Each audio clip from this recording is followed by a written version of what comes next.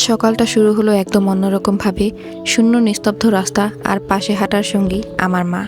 চারিদিকে শুকনো পাতার মর্মর শব্দ। শহরটা যেন আজ একটু বেশিই শান্ত। যেতে যেতে দেখলাম এই পাশে একটা বাসায় গরু এনে রেখেছে, কি যেন করবে জানি না।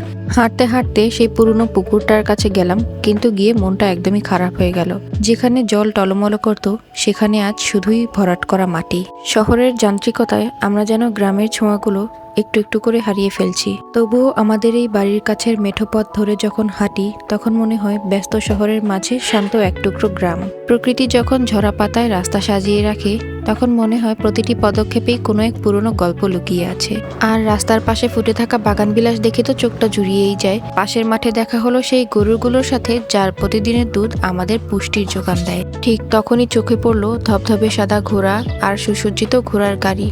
কোনো এক অজানার সানাই বাজতে চলেছে আজ। ব্যস্ততা আর নস্টালজিয়ার মিশেলে আজকের সকালটা এভাবেই শেষ হলো। ভালো লাগলে পাশেই থাকবেন। আল্লাহ হাফেজ। আসসালামু আলাইকুম।